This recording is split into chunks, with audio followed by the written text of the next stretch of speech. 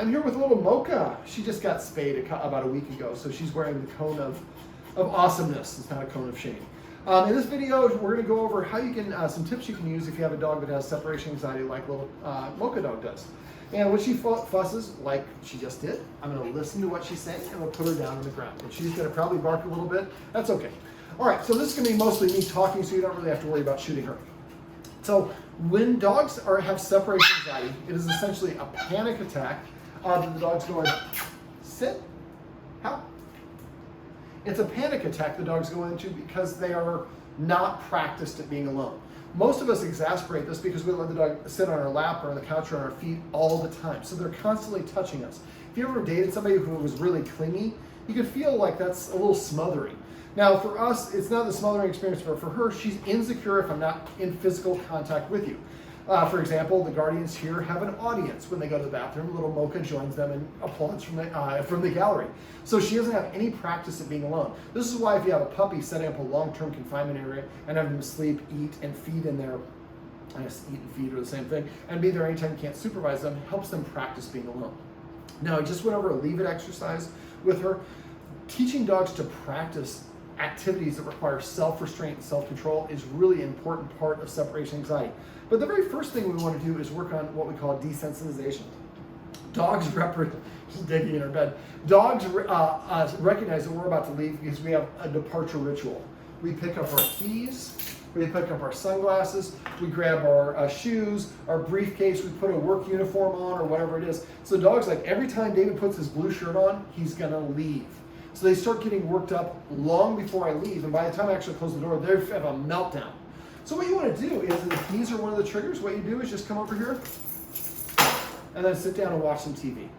And then pick up the glasses a little bit later on.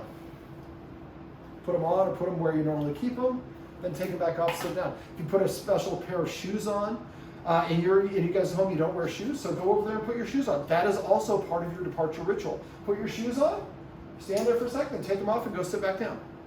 And so the idea is you keep on doing these things, so when I pick up the keys, the dog's like, yawn, whatever. Now we've desensitized the dogs from those individual triggers. And eventually then I can pick up the keys and my sunglasses and go put my shoes on, then I take them off and go sit back down. So at first you do them individually until the dog's no longer reactive, then we do combinations and do the whole thing. The next stage is we want to help the dog learn how to practice being alone. And I like to do this in a couple of capacities. First of all, the dog likes to, it's a cozy apartment here in Santa Monica. There's not a lot of room, but the dog usually hangs out on the carpet right next to the L-shaped couch that is behind the camera right now that the guardians hang out at all the time. So she's right next to us. She's at 100% contact with us. And then when we leave the house, that's 0. That's the biggest range there is. So what I want her to do is start practicing being apart. So if we put her on a dog bed that's maybe over here in front of the TV, and we're sitting on the couch, she's sitting 10 feet away from us. That's practicing being slightly apart from us, and that's important. The important thing is we want her to practice being calm while she's not direct contact with us. So teaching the dog to go to the dog bed, and the way that I do that is I would maybe, let's say I'm gonna call the dog bed Jamaica. I lure her over here with the dog treat. As soon as she steps on it, I would say how, which is her marker word, and then I give her that treat. And then I ask her to sit. She sits, I say how, and give her the treat. I count to 5. Say how and give her the treat as long as she stays there. If she got up and moved away, there's no treat because she didn't do what I wanted her to do. There's no punishment, there's no treat. And you'd be surprised how quickly the dog will end up staying there. Then eventually I have her sit on the bed, and I might come up with a name, call it Jamaica, then I lure her over and say how and give her the treat. So now Jamaica means go to this place and get a treat.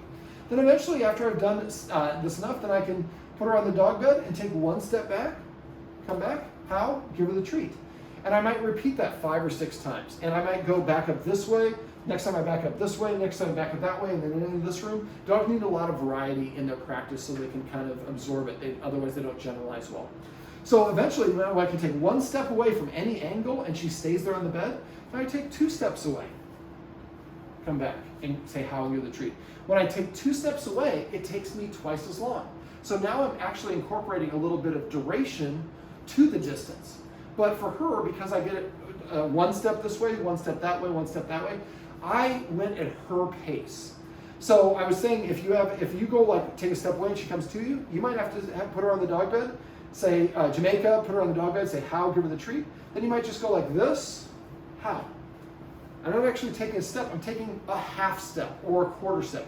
So always work back to an easier level that the dog can practice at, and practice that until the dog's proficient, then go to a half step, and then a full 3/4 step, then a full step away. And we can also do things to set our dogs up for success. She's a high energy dog. How? She's sitting down, so I'm gonna give her a treat for that one. So exercising her before we practice this sets her up for success. She doesn't have all this crazy energy. So maybe we do a little training, some scent games, play fetch, go for a sniff walk. And after we do that, we give her 10 minutes recover, then we practice this exercise. It's easier for her to relax because she doesn't have those energy. If she's running around the room or has this energy, that's not the right time to practice. And practice needs to be successful. Eventually, when it gets to the point where I can put her into it here, say Jamaica, she goes here, and I back up all the way to the door maybe, and then turn around and come back to her, say the marker word, and give her the treat. And I might also sit down on the couch and then go in the bedroom. And eventually I can do a whole bunch of them. I can put her in here, go and make a sandwich in the kitchen, come back, say the marker word, give her a treat. What is she doing? She's practicing being somewhat apart. She's not right next to us. And if I'm in the kitchen over there, I'm beyond line of sight. That's really hard for dogs to do. I'm going to talk about that in the next little part of this little exercise. So once we've gotten to the point where our dog can kind of stay on a dog bed, and we could say Jamaica and the dog runs there, then we say, how can I give her the treat?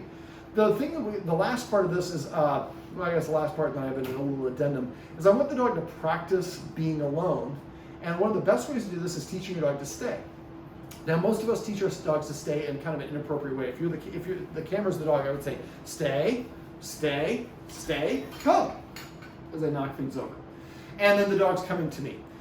So that's not really a stay because I'm saying it multiple times. So there's 3 Ds. There's duration, there's distance, and there's distractions.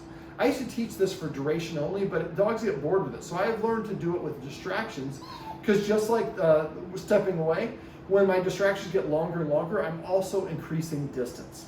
So what I'm going to do is I'm going to use some treats here, and when I get down on the ground, I'm going to show you how to teach a dog to stay.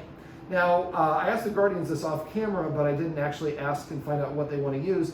What do you want to use as your release word? Release, break, freedom, any of those resonate with you? You can change it later, just I want to have one for the... break? Is fine. What is it? Release is fine. Release, perfect. All right, so you want to come over here and learn how to stay? All right. So now, the dog doesn't have to sit or lay down. I just go with whatever the dog feels comfortable with. If you want to sit down yourself, it might be a little bit more comfortable to sit down and film it. All right, so we can have a little bit better camera presence. I'm gonna move that over there. Move this over here. And we're gonna get you over here. That's a better orientation. Okay, so if your dog likes to sit, practice to sit. If they like to lay down, practice in the down position. They can stand. The stay just means they don't move from the area. They can go from a sit to a down to an up, as long as they stay in the area.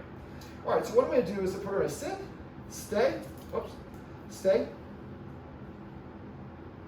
I didn't say the mark word. Stay. How? I'm just asking for 1 second. Now to do distractions, and this is the other reason why I don't like doing a shake. You saw she went like this because she's learning to shake. So what I'm going to do is I'm going to have you come over here, sit. I'm going to say stay. Okay, let's try it again. Stay. Put my hand back. Move my elbow. How? And give her that treat. So now I say stay. That was too much for her.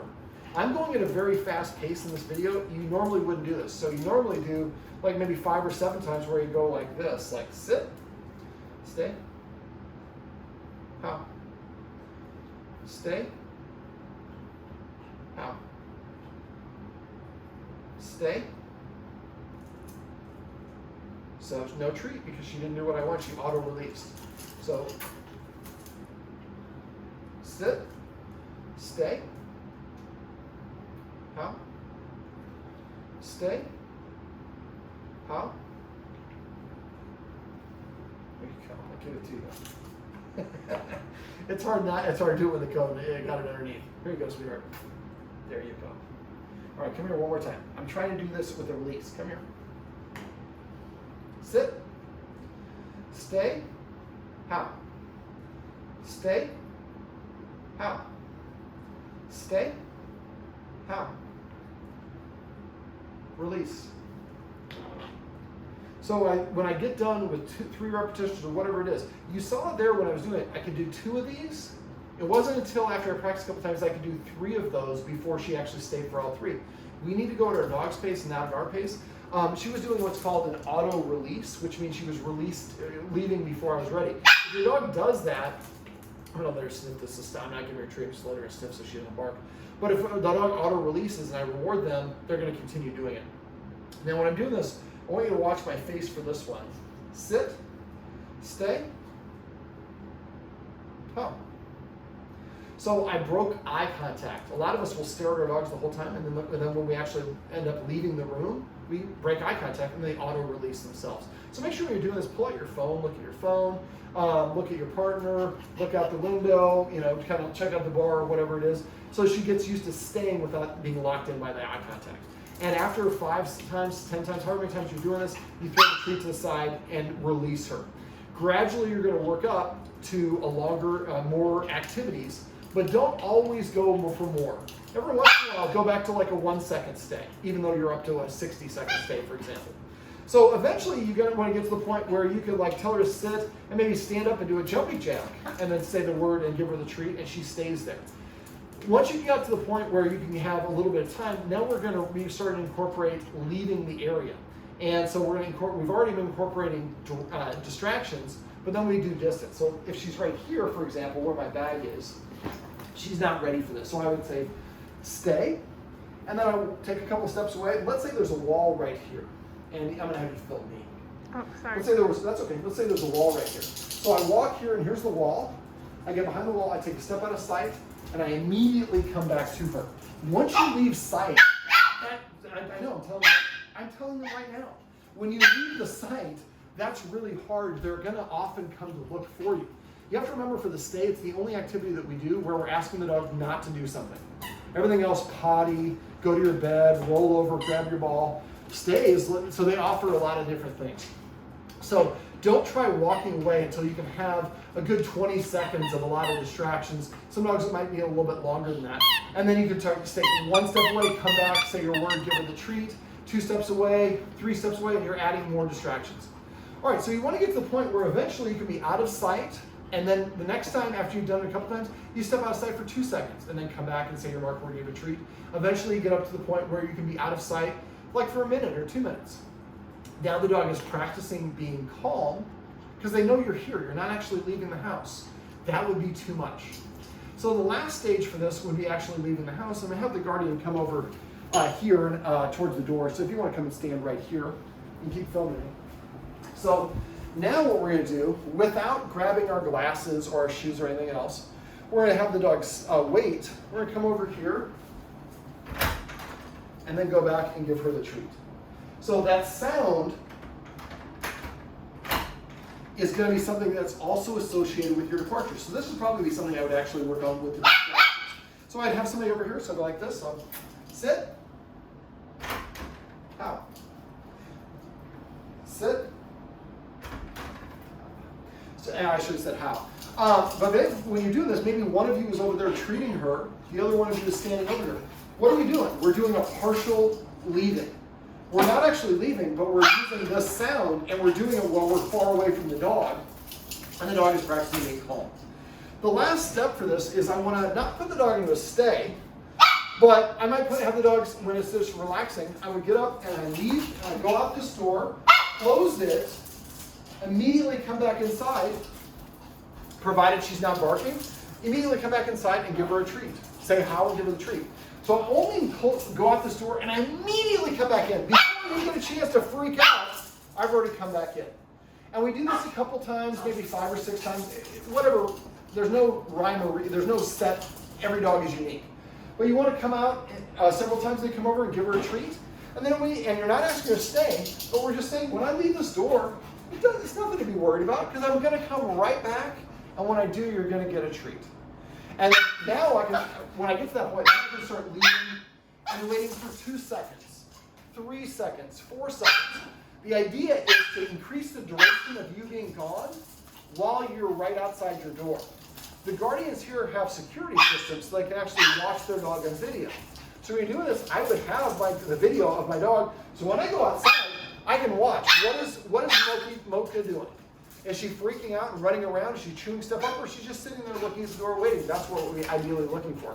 This is why exercising her before we do this activity can really set her up for success. So the idea is eventually you get to the point where you sit outside and your neighbors think you're a weirdo because you're sitting outside on your iPad doing work outside your own door instead of in your apartment. But if she starts to bark, you can immediately come back in. Now that's not a good thing, because if she barks and you come back in, that's chaining an unwanted behavior. But that would tell me that I need to go to a previous level of success and practice there and then work back up to that. But this way, a lot of people, what they do is they say, stay, dog's pretty good, let's go get a sandwich around the corner real quick. And then by the time you come back, the dog's been barking and practicing freaking out. So the whole point of this is the dog practices not freaking out because we go at very slow intervals. We practice them over and over again before we go to the harder level until the dog is successful at it. And we've already desensitized them with all the triggers. We set them up for success by exercising them, and we're practicing this stuff every single day, a couple of times a day. So after a while, the dog's like, okay, is this the time where you're gonna leave the house and then you wait out there for a little while and then you come back in and give me a treat? What's she doing? She's practicing being alone, she's practicing being calm, and we're helping stave off separation anxiety. Mocha. Mocha. Puppy, puppy, puppy. There you go. Sit. Well, this is my little buddy Mocha.